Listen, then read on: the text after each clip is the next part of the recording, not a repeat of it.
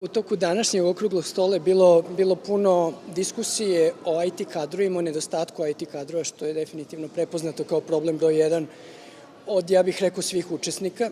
Za nas u Endavi to jeste najveći poslovni problem, zato što imamo mnogo više posla na koji ne možemo da odgovorimo zbog nedostatka resursa. Znači, mogli bi da rastemo mnogo brže i mogli bi da izvozimo mnogo više na tržišta Zapadne Evrope i Amerike, ali smo limitirani brojem i raspoloživošću kadrova.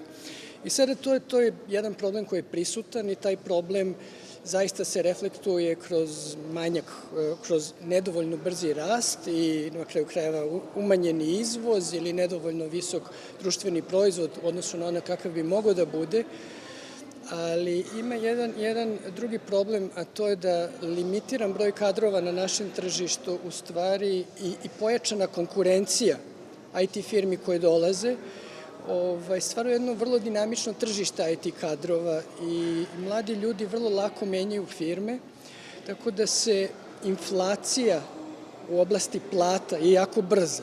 Znači, ja imam negde procenu da je to na nivou između 10 do 20% godišnje, ako ne i brže, zavisno od kategorije. I to jeste problem zašto dugoročno mi nećemo više biti konkurentni.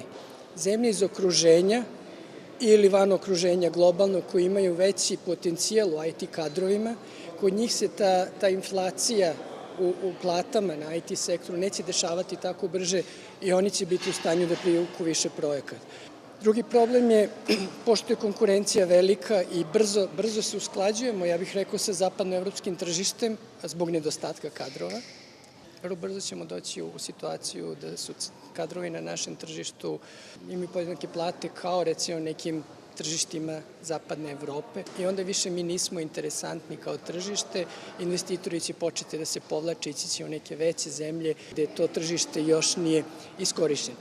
I zato ja mislim, koliko god da smo pričali o reformi obrazovnog sistema, koliko god da je to bitno, koliko god da je bitno da imamo dugoročno rešenje i da to dugoročno rešenje predvidi šta će biti to što će biti traženo za 5 do 7 godina od sada, a ne da investiramo u gomilu programera koji možda neće imati šta da rade za 5 godina, zašto će možda računari sami da programiraju.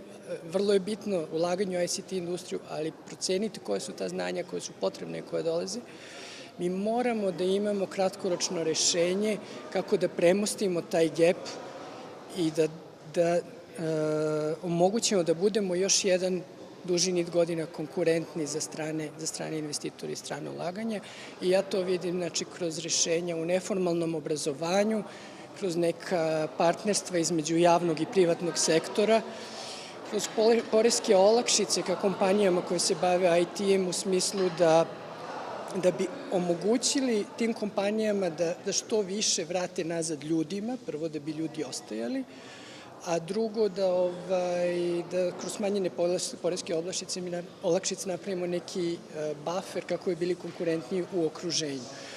I to je u suštini to. Dalje, ja sam veliki zagovornik mnogo bržih formi obrazovanja, kraćih, bržih sa primenjenijim znanjima, primenljivijim znanjima od onih koja su akademska, zato što mislim, koliko god da je to bitno i sjajno, mislim da se trenutno biznis i tehnologija menjaju mnogo brže nego što obrazovanje može da prati i zato moramo da se preorijentišemo na neke druge forme obrazovanja i država na kraju krajeva mora tu da pomogne.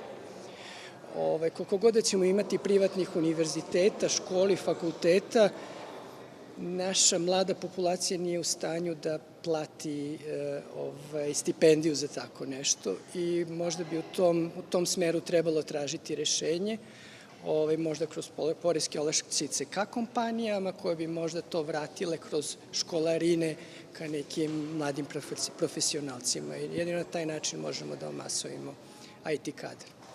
Ono što mi radimo je da mi školujemo naše kadrove. Mi smo to počeli vrlo ozbiljno da radimo. Trenutno kroz naše programe prođe 30 do 40 ljudi godišnje.